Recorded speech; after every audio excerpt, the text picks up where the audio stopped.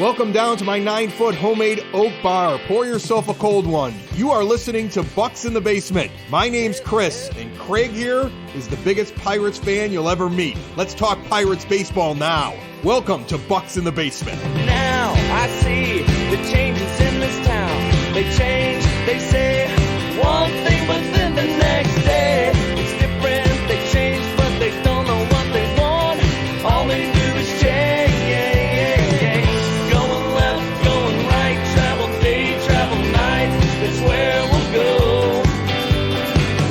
No excuses, no goodbyes, no one cries, no one lies. We'll never know.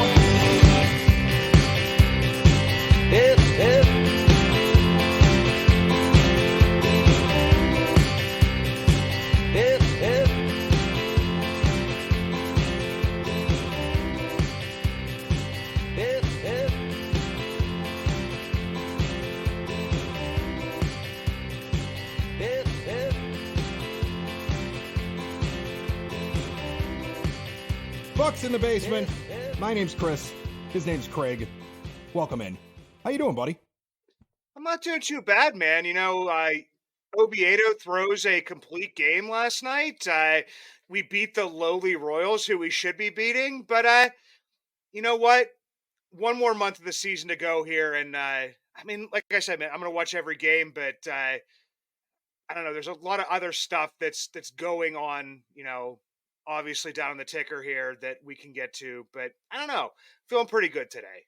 All right. Well, that's awesome. I'm glad you're feeling good. I want to talk about this whole thing going on with Brian Hayes first. I do. Like, that's the thing. Like, he's got his old hitting coach. Break this down for everybody.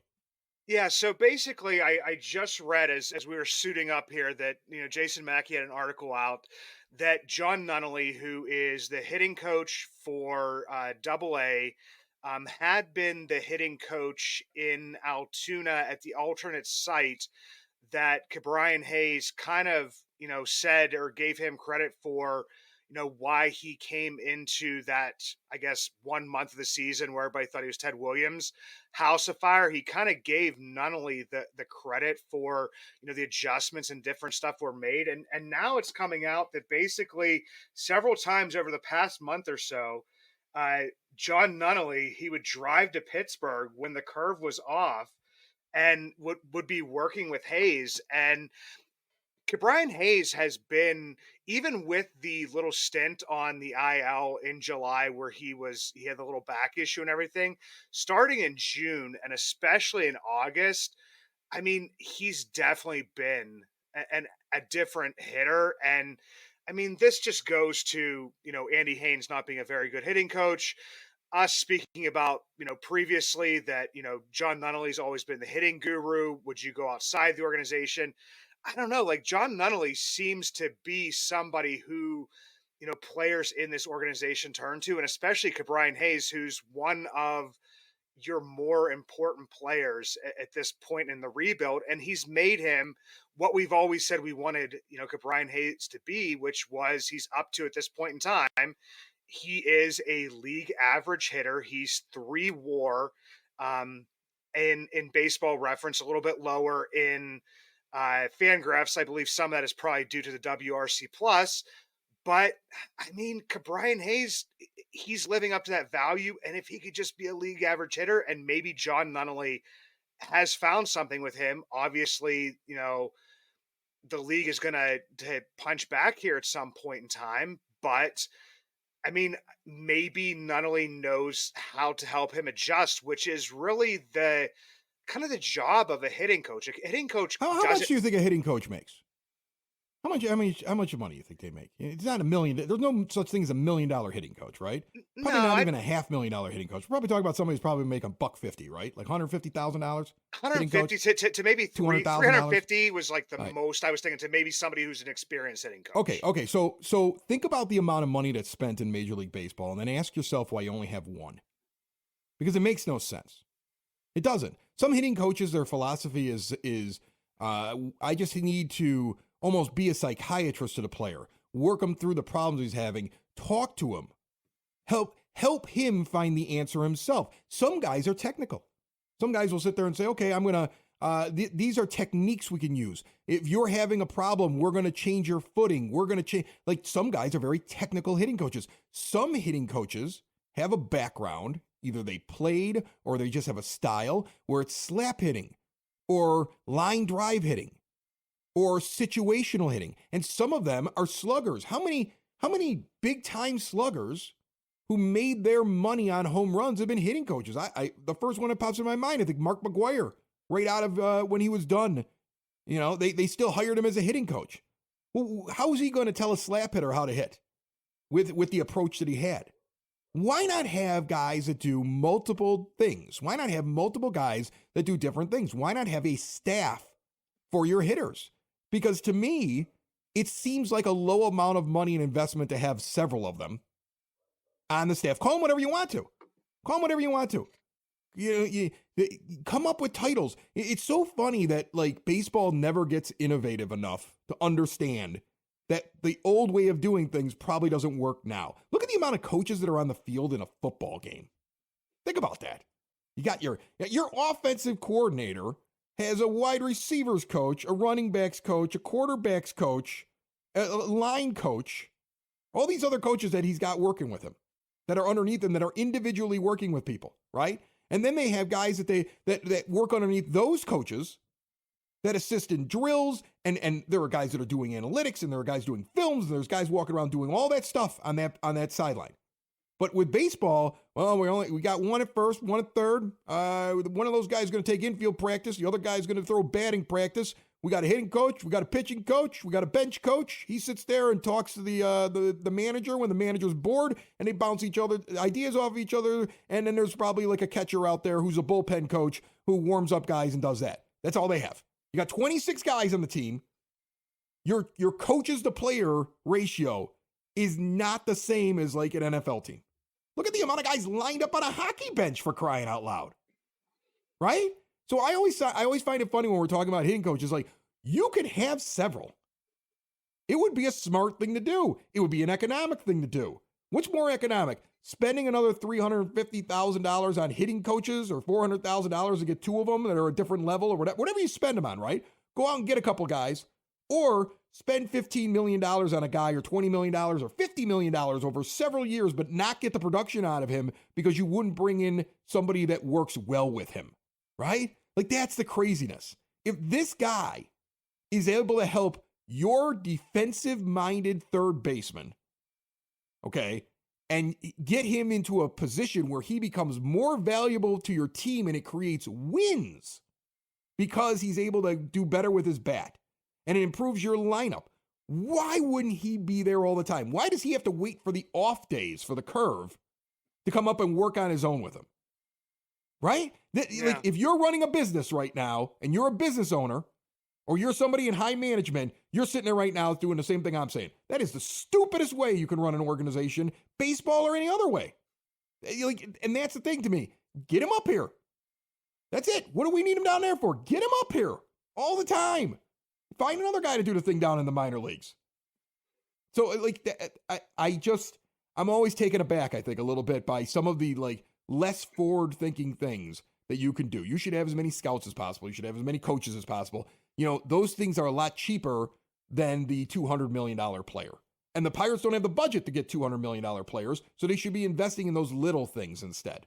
Because I guarantee you that's how the Rays do things.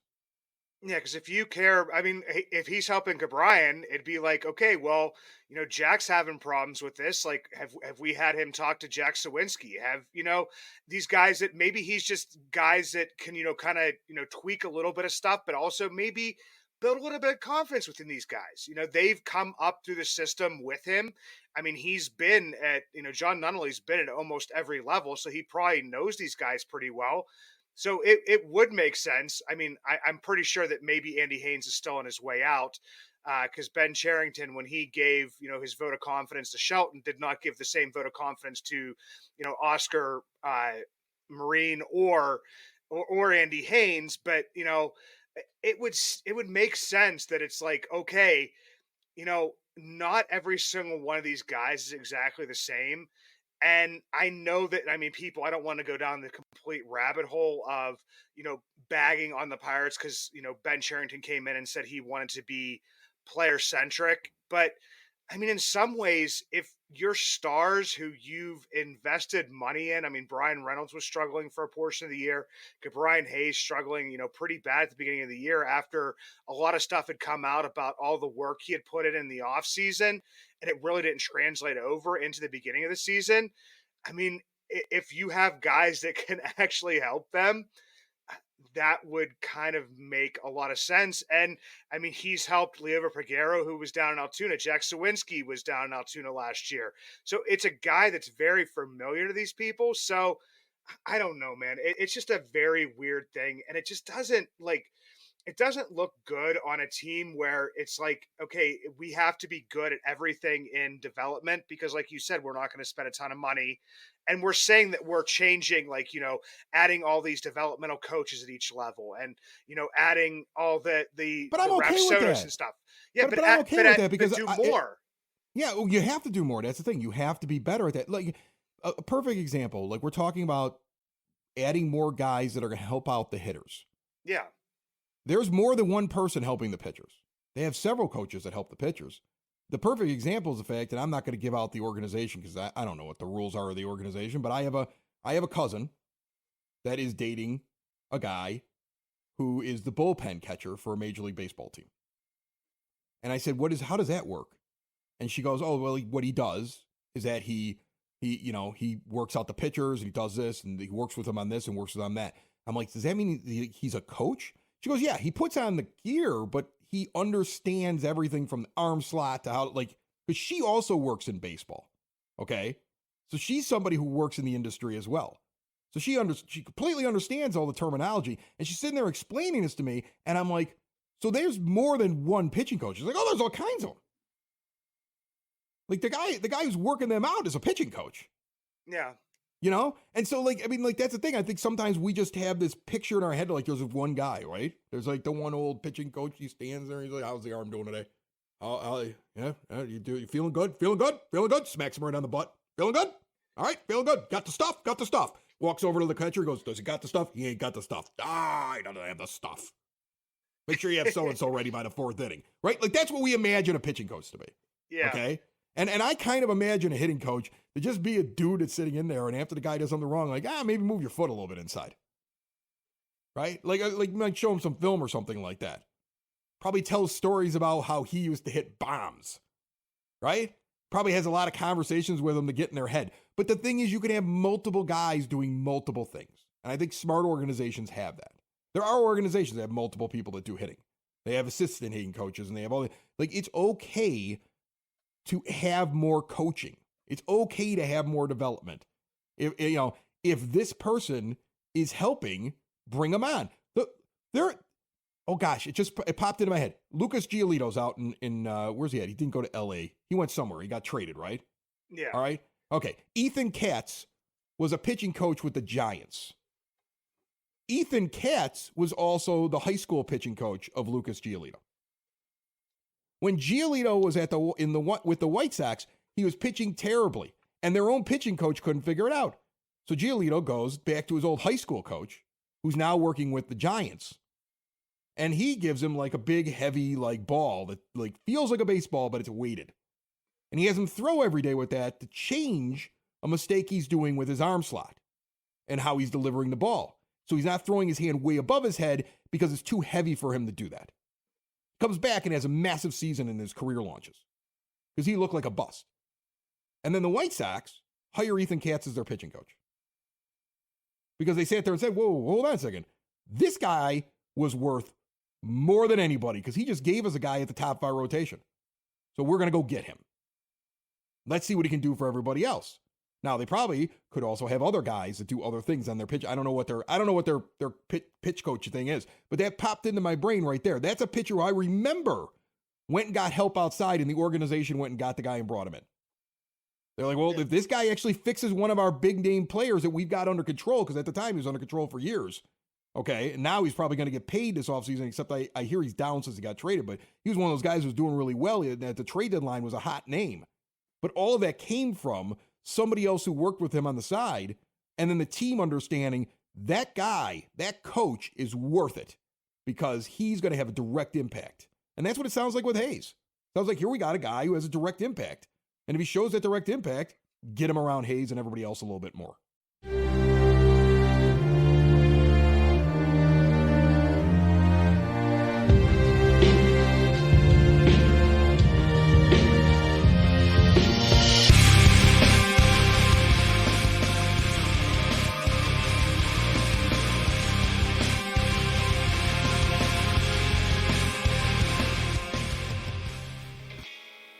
If you ever see me out and about in Pittsburgh, you will always recognize me. And not just because of the white beard, but also because of the Y that is always on top of my head. The hat I always wear. The Yins brand. Proud partners with Bucs in the Basement. 3 dynasties. 1 brand, Yins. Finally, 1 brand to rep all black and gold. Follow at Shop Yins for new merch drops and giveaways. Order online at www.shopyins, the emphasis on the 2 Z's, high quality comfort, lightweight materials, a new modern look for the black and gold, made for Yins by a Yinzer. Kind of seems like every single time that Hayes has worked with him or is talking to him or doing whatever, that he makes the corrections that he needs to make and becomes the complete player that, I mean, like I said, I don't know if Brian Hayes, he's definitely not Ted Williams. He's probably not the, 936 OPS that he has in August, but maybe he's more of that, 750 OPS to 800 OPS. And that's realistically with his defense and obviously with health because, unfortunately, since that miraculous season, Brian Hayes hasn't had a full season of health, but that plays into it as well. But a guy that can be off for a month and is still like a 3-WAR player because he can have this turnaround, that's valuable to a team. Really valuable to a team. Yeah. Yeah. It's really valuable. You can't miss the boat on things like that. You can't. You see coaches go away sometimes and it changes the entire dynamic of several of your star players. Like they're valuable and and why would you spend millions upon millions upon millions of dollars on players and if you don't have the guys that can get the most out of them? So I'm all for it. He should be around and you should always be interested in, is there another coach that can come in that's good at something that this coach is? You don't need to fire every coach, right? Like that's what we always do. Well, this guy's good at this, and this guy can't do it, so go get that guy and fire the other one.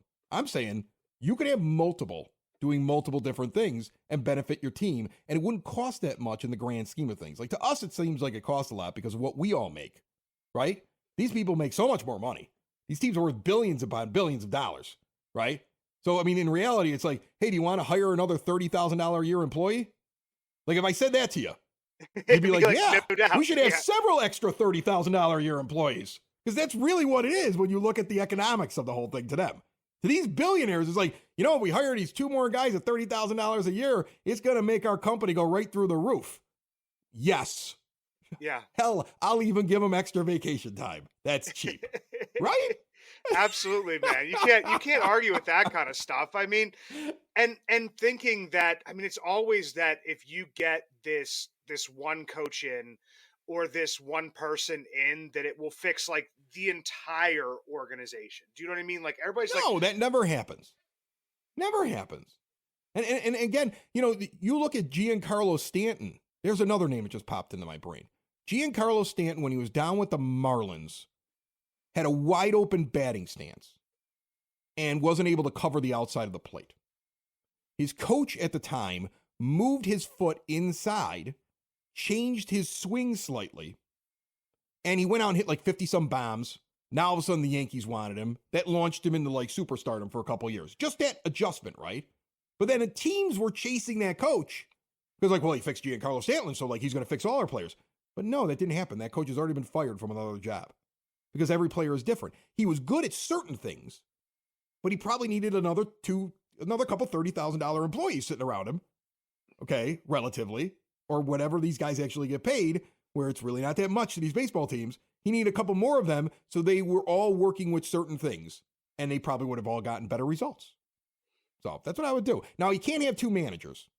So the real question becomes, what do you think about Derek Shelton right now? Like, where are you with him at this point? And is he like a guy like, remember the Cubs and the White Sox in Chicago both used Ricky Renteria as their rebuild guy, and then they both went out and hired big name managers. It worked for one team, it didn't work for the other team. But you see this a lot across baseball. But I always thought it was funny. He was on both sides of town out there, right? And he was used in the exact same way. And then the moment the team started to get good and the window was opening, they're like, we don't want you. You're a rebuild manager. You're not a regular manager. So what do you think about Derek Shelton? Should he get a shot at this? Well, Chris, I mean, I feel like this is a conversation that we've had probably about a million times, even since, before he was hired, and said, whoever comes in and whoever's hired. And then once it was Derek Shelton, it was like, we don't know if he's the right guy for the job. He could be the setup guy, like you just talked about. Or, you know what? He may be the guy that leads this He could through. be Buck Showalter instead of Joe Torre in the 90s. That's what that was. Yeah. I mean, he could be that. I think that, I mean, obviously it doesn't matter what the heck we think, because, Ben Cherington has given him the vote of confidence that basically says, he's our guy for next year. My thing is that there is like so much analytics and so much general manager driven stuff. Like, I feel like I've been watching, like, I think I've watched Moneyball 3 times in the background while I'm working my full-time job in the past couple weeks, that I'm just like, maybe Ben Cherington's Billy Bean, and you don't need the Art Howe who's going to take the stuff away. Everybody seems to like Derek Shelton. And I know that it's like, could he be the manager that gets you to the promised land? It's still, in my mind, hard to judge exactly what Derek Shelton has done, just because every single year at the trade deadline, he gets like the rug pulled out from under him and has to like kind of piecemeal things together for the remainder of the season. But like I said before, I don't know if it was a couple episodes ago or a few episodes ago, I just remember thinking that Derek Shelton has not lost this clubhouse. And I feel like that's the more important thing, that he hasn't lost like the faith of his team, in that, like, last night, Johan Oviedo throws that complete game that I mentioned. Andy Rodriguez, who basically went to Shelton and kind of like, I guess, lobbied. He's like, I think he still got it. I don't think it'll, like, he's at like 90 some pitches. It won't take him that long. He went up to 112 pitches, but basically Oviedo shakes, Shelton's hand, and like kind of, I feel like he has, like, it's not going to be, I don't think, detrimental. Is he going to, make silly decisions here based on, like, I know people are saying, like, we had this guy bunt and like, why are we still bunting? Or he made a wrong decision. I hate that. I hate that argument, by the way. I'm sorry to cut you off, but you know what? Bunting exists, and it's not always wrong. It's not always wrong because you listened to Brad Pitt say it in the Billy Bean movie. Okay? because there's a gif about it, or there's a clip about it, or there's a reel about it. Doesn't make it always right. Okay? Sometimes bunting works. It really does. Sometimes if you have a person who's able to lay down a bunt in a situation where he sees the third baseman back on his heels, it's a good idea to bunt. Sometimes teams walk off on squeeze bunts, right? Sometimes it's like all that guy needs to do. There's only one out in the inning. And so everybody just needs to advance, even if they get the guy at first. And if you know you got a guy up at the plate who's a capable bunter, you can have the guy break the home. They're never going to make the play as long as he can get his bat on the ball. You can't get rid of the art of bunting. You don't get rid of things that are available. I understand it's sometimes not a good situation to do it. Don't take the bat out of like a certain player's hand. Sometimes it's not a good thing to give up outs. I understand all of that stuff, but you can't take baseball out of baseball. And you hear now in organizations like the Yankees, like that's the number one thing they're talking about right now, is that they got too into analytics. They got so into analytics, they screwed up their evaluation of players in their minor leagues.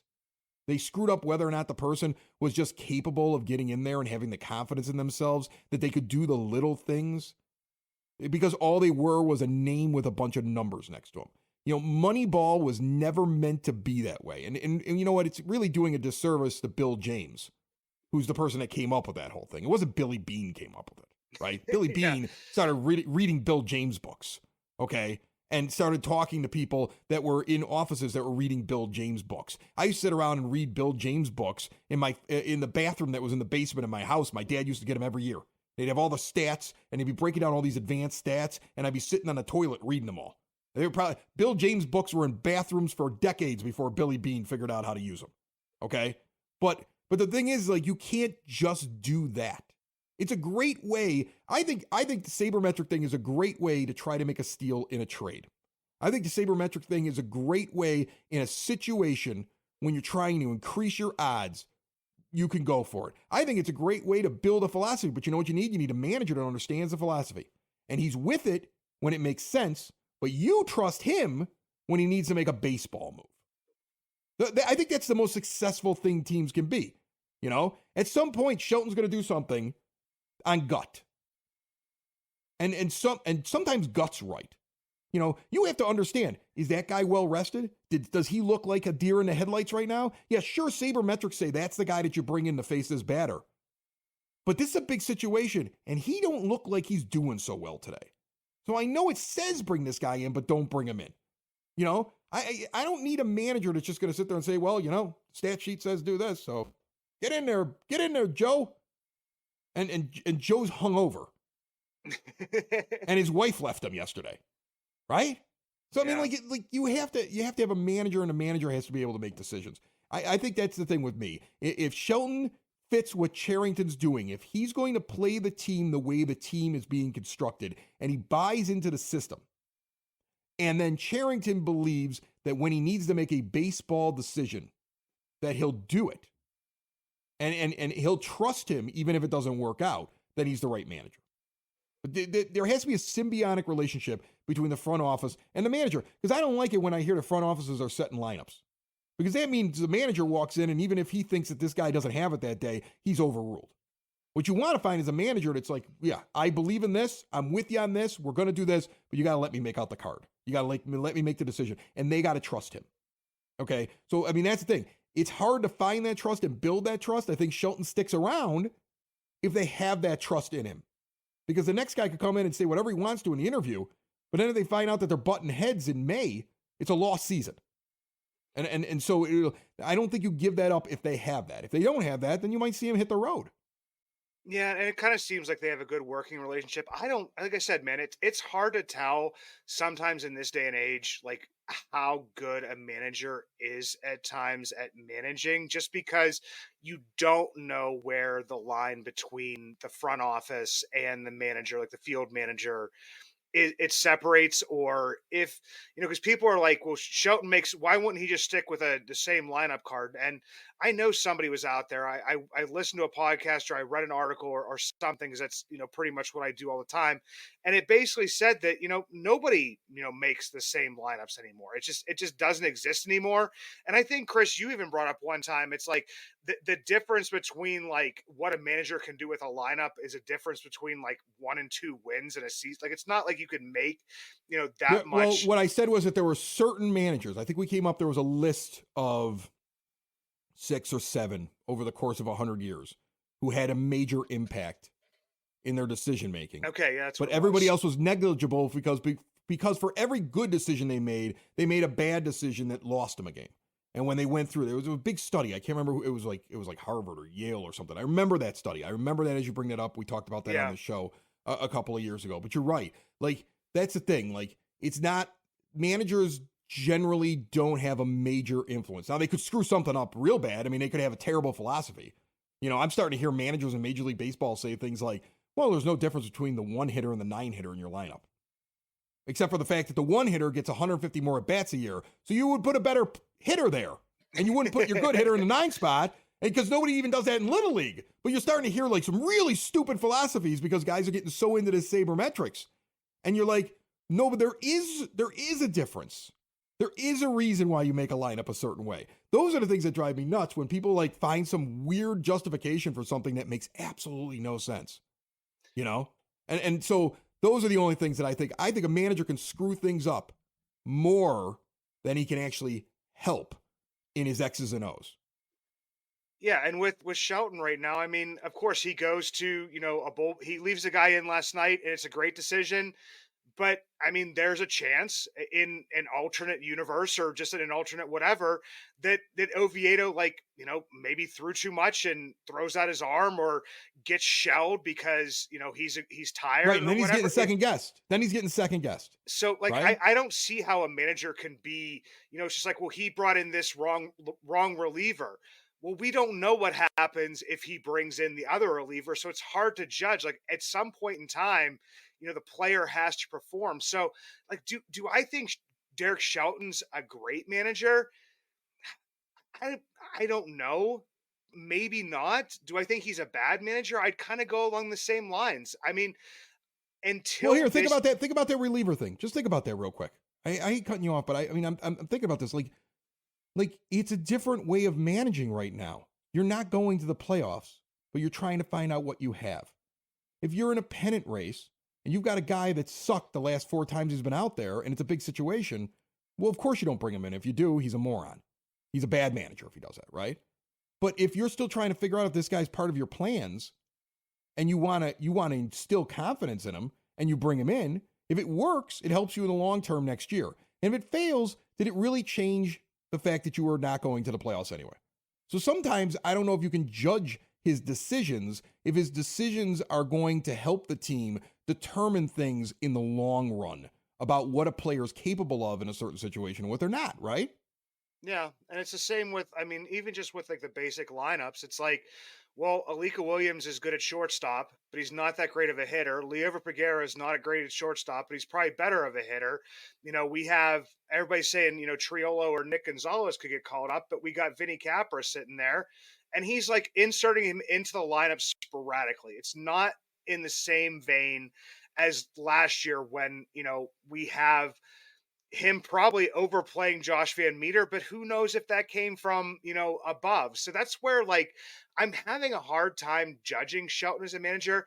But the one thing I will say is, do I think that Shelton is like an awful manager? No, I definitely don't. I think that if a team is this far gone, you wouldn't see, Brian Reynolds have, the turnaround that he's had. Could Brian Hayes still caring enough to, come out there and want to, because I mean, he's already got his money, like he's already got his contract. So no matter how he performs, he's getting his money, but in some way, you're trying to, do what you can. So he hasn't lost it in that way. And, like I said, you see Oviedo do that. So to me, like, I don't see what moving on from Derek Shelton, I could see the negative of it.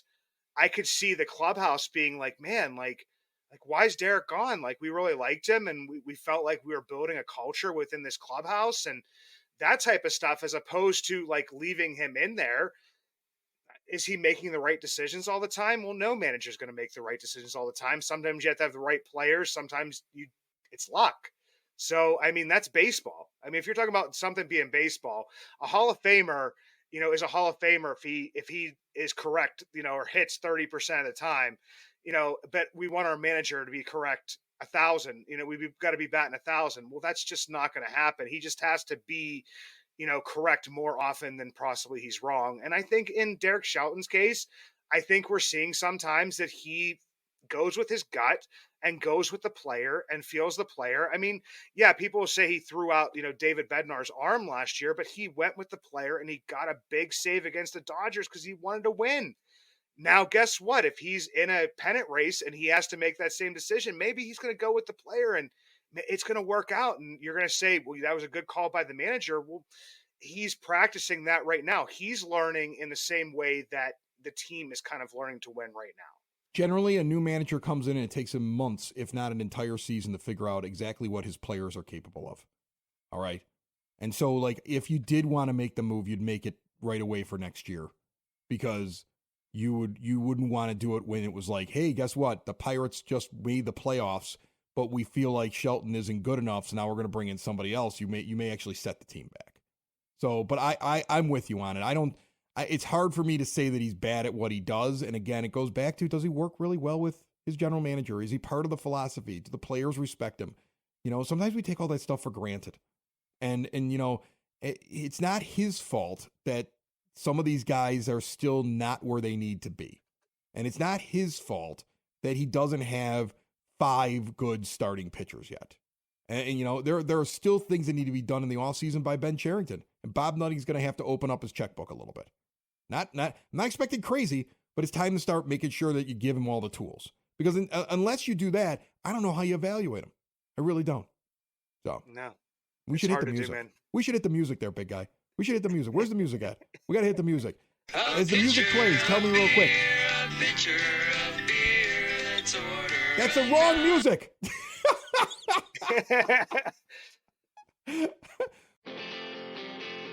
Give me your one person you're sure is coming up in September.